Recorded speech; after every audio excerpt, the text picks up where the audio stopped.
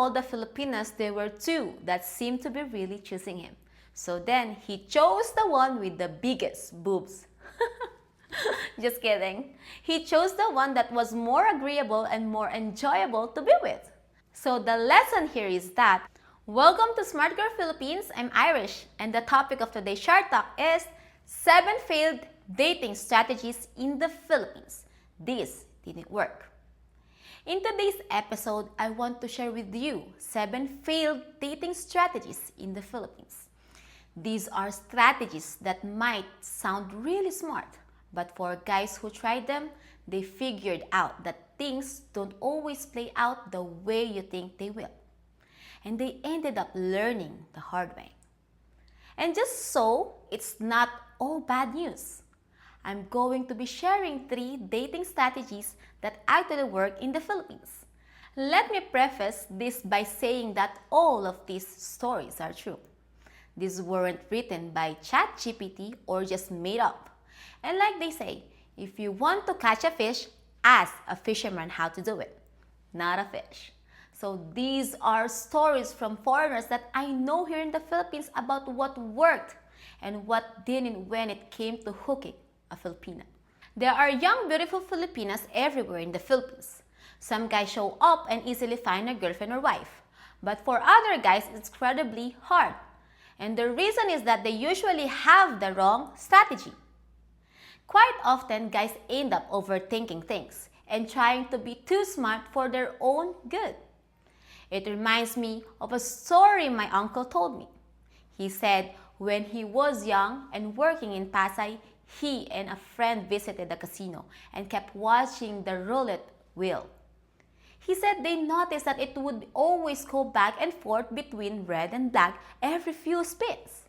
So they thought, why not just bet 500 pesos on black, and if it hits red, just double the bet until it hits black again. That way, they're guaranteed to always win 500 pesos. They calculated that it usually never lands on the same color more than 3 times, but that they would plan on it possibly hitting the same color 4 times, and that the odds of the same color hitting 5 times in a row would be astronomical. They calculated that to have enough money to double down their bet 4 times, they would need 7,500 pesos. So they pulled their money together, and it worked. It hit black on the first spin and they made 500 pesos. Then they did it again and it hit red twice and then black on the third spin. And they made 500 pesos again. Now they were up 1,000 pesos. Easy money. But then the third time it hit red 4 times in a row and they had lost 7,500 pesos, and to double down their bet for a 5th spin would cost 15,000 pesos, which they didn't have. That would be like 30 days' wages. They stood there and watched as it hit red again. They would have lost 22,500 pesos. And then they figured out that's why roulette wheels have maximum bets you can place to keep people from doing that. What a dumb idea. They were convinced they were gonna be rich by midnight, and instead they walk away each having lost 3,750 pesos each. And they learned a valuable lesson. Sometimes we can be too smart for our own good. And like the famous quote says, it's not what you don't know that gets you into trouble. It's what you know for sure that just ain't so. So let's get started. Bad strategy number 1. The Samar strategy. A guy shows up in the Philippines and he heads for the nightlife district. And every bar girl he talks to say she's from Samar. Literally every other girl says, I'm from Samar. And these are all beautiful young Filipinos. But they're bar girls, so that means they're not innocent anymore. He gets the genius idea to just skip the bar and go straight to Samar. Why not get the fresh coconut straight from the tree? It's only an hour to Manila, then an hour to fly to Tacloban, and then a 3-hour van ride, and he'll be right there in the middle of Samar with all these beautiful Filipinas. It seemed like a genius idea, so off he goes. When he arrives, he's in for a big shock. He was expected to be greeted by beautiful Filipina girls waving palm branches and offering him fresh coconut juice. But, surprise! That's not what he found. When he was there, he recognized one of the girls from the bar. He said, "Hey, I know you. Were all the girls here?" And she said, "Oh, they all left go to work at the bar." The lesson is that girls needs to earn money. And there's a very little work in summer. So don't expect a beautiful 22-year-old Filipina to be waiting in the jungle for you to show up. She's going to be doing whatever she can to earn money for her family. And that means she's probably not hanging around doing nothing in summer. Bad strategy number 2. The Tacloban strategy. A foreigner is in Manila. He's on a dating website called Filipino Cupid. And he's meeting Filipinas and going on dates with them. But he notices a ton of beautiful Filipinas he's chatting with are in Tacloban. This goes on for several weeks. But it's pointless to just chat. He wants to meet them. So, he gets an idea. Instead of staying in Manila, why not just fly to Tacloban and then instead of chatting, he can just meet them in person. So, he flies to Tacloban. And he's super excited imagining all the days he's gonna go on. He arrives and starts chatting with all the girls in Tacloban. He says, "Hey, I'm here. Let's meet for coffee. Hey, I just arrived. Let's get dinner tonight. Hey, do you want to get Jollibee today?" And suddenly, one by one, they were all busy. Some ghosted him. Some asked him why he was there. And no matter how hard he tried, no one would meet him. Some girls even said, "Oh, I'm from Tacloban, but I'm in Manila working right now." In the end, it was all a wild goose chase. And he flew back to Manila and he always rolled his eyes when he would chat with a girl who would tell him she was in Tacloban. In the end, he figured out that you'll never actually know for sure where is a girl who has an online dating profile. Plus, a large percentage of the girls online already have boyfriends, husbands, and kids. And a lot are just chatting for money with no intention of actually meeting someone in real life. The lesson is that you have to go where the girls actually are, not where they say they are. Only go to a specific location if you just want to explore there. And if you establish a good relationship with someone doing several video calls, and there's a good chance they will meet you. Just because you chat with 100 Filipinas who say they're in Cabanatuan City, that doesn't mean they'll actually be there when you show up. Now, it's time for a good strategy. This is good strategy number 1, the backup strategy. A foreigner was taking a chance to go meet a girl in the province. Basically, going to the province means he's going to the real Philippines far away from the city. In this case, it was an hour flight and a 3-hour van ride, but he didn't really know much about her. She might not actually meet him or she could be a dud. So, he got smart. He started chatting with another girl who also lived in the same general area. When he arrived, the first Filipina had a kid that he didn't know about. Something fell off. She was really hard to talk to. It was definitely not worth all that effort. So after their date, he shifted gears and arranged to meet the other girl, and she turned out to be awesome. And the backup girl ended up becoming his girlfriend. Here's the deal. If you're spending a ton of time, money, effort, and energy to go meet a girl, it is a very wise idea to at least have 1 or 2 backup plans in case things don't work out with your first option. Bad strategy number 3. The Save a Filipina strategy. A foreigner shows up in a bar in the nightlife district. He sees these young, sweet, innocent-looking girls on stage in bikinis and assumes that they're all looking for husbands, that they all hate their jobs, and they need to be rescued. He sees one particular cute little Filipina and buys her a drink. He takes her out on a really nice date.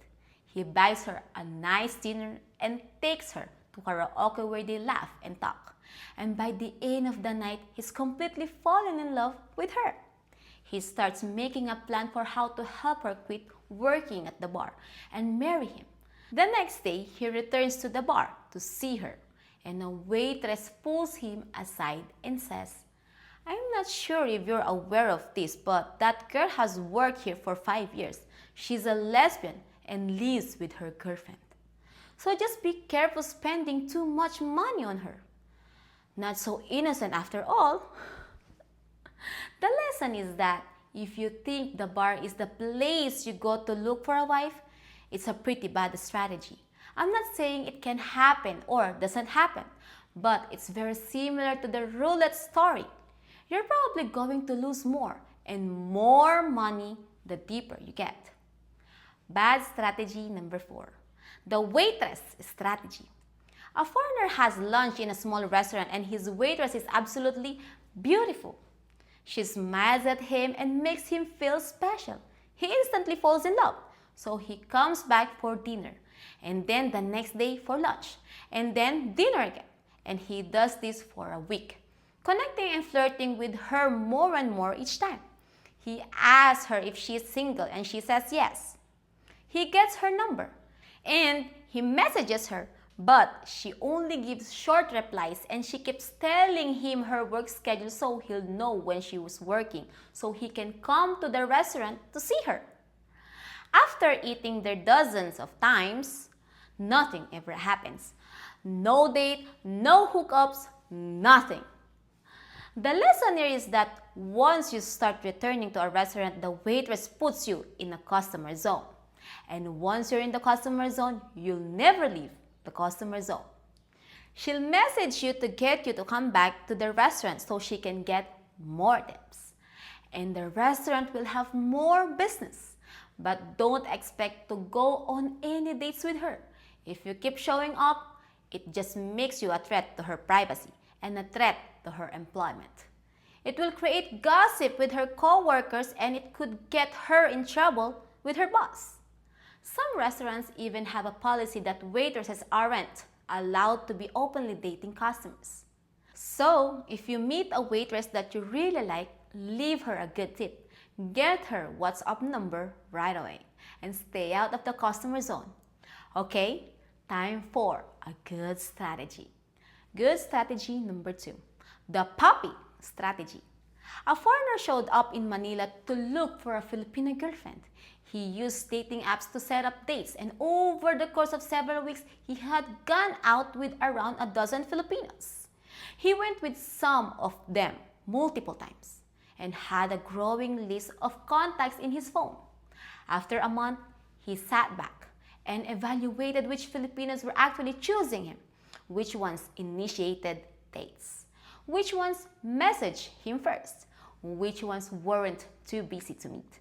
Out of all the Filipinas, there were 2 that seemed to be really choosing him. So then he chose the one with the biggest boobs. Just kidding. He chose the one that was more agreeable and more enjoyable to be with. So the lesson here is that it's a great strategy to choose the puppy who chooses you, instead of trying to force things with Filipinos who aren't choosing you. So don't miss the obvious clues. If there's a Filipino who really replying to your messages right away and making time for you, then ding ding ding ding, that's your Filipina. Bad strategy number 5, the all-in strategy. A foreigner was chatting with girls online and asked a beautiful Filipina out. She was 23 years old and she was a 9. A total Pinay babe. She was the girl you dream about dating. And to his surprise, she said yes. They had dinner together and he couldn't keep his eyes off of her. She seriously looked like a supermodel. How could he be so lucky? They had a nice dinner and then they went to the mall to watch a movie together. And then he says goodnight. He goes home and realizes that this is a special opportunity and he needs to go all in before he loses her. He changes hotels the next day to be closer to her work in BGC.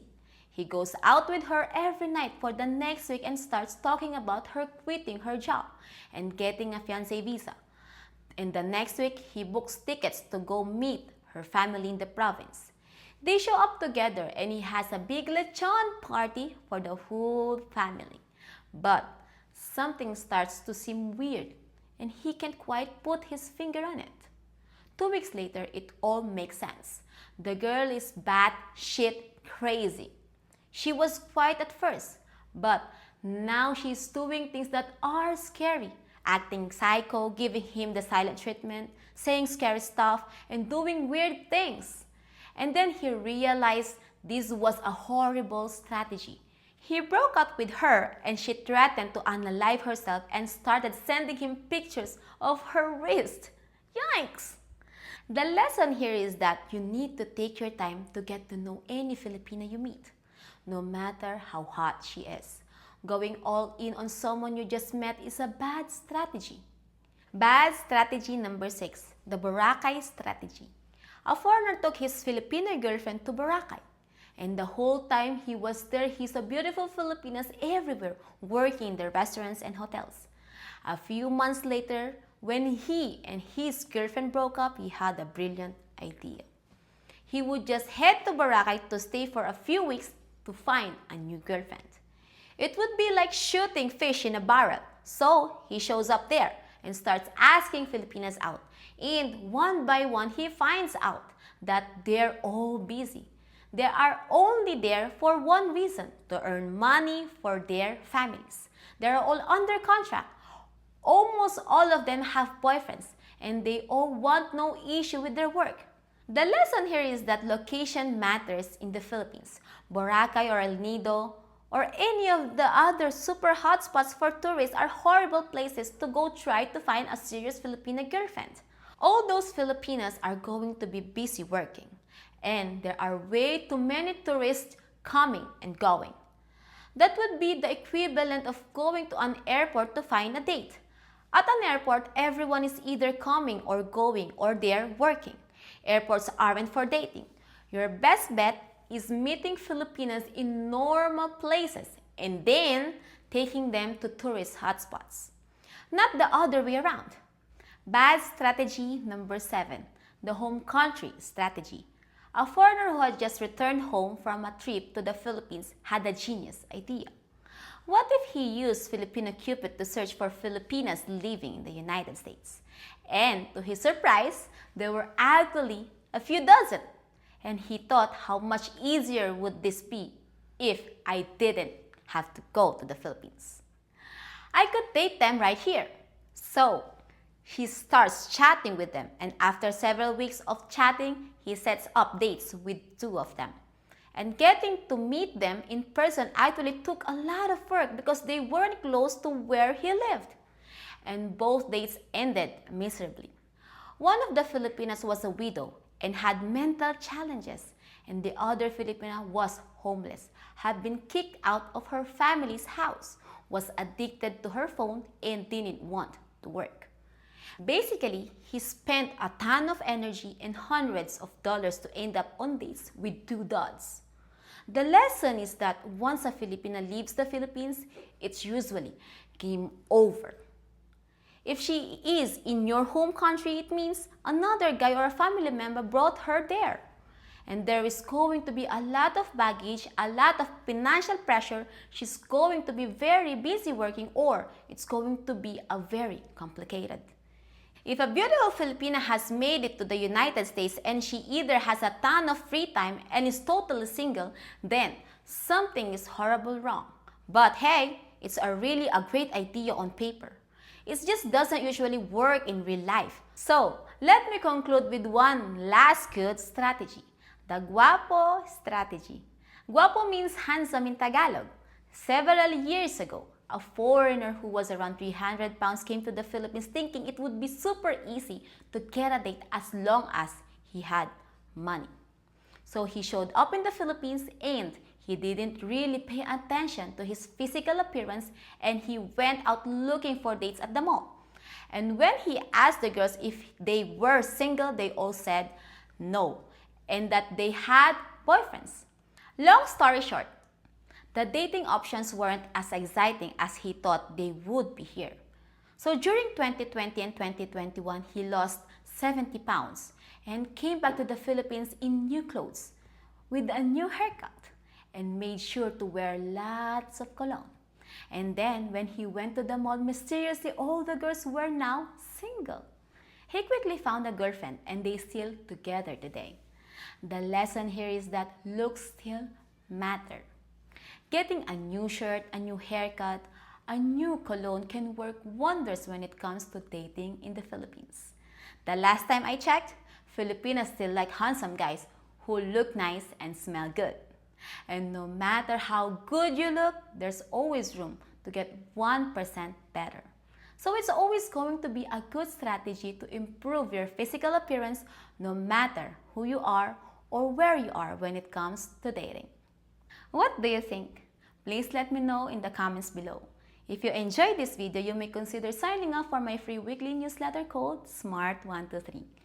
Every Thursday, you receive an email with 3 ideas about love, 2 ways to be smart in life and business, and 1 bit of personal Filipina advice from me.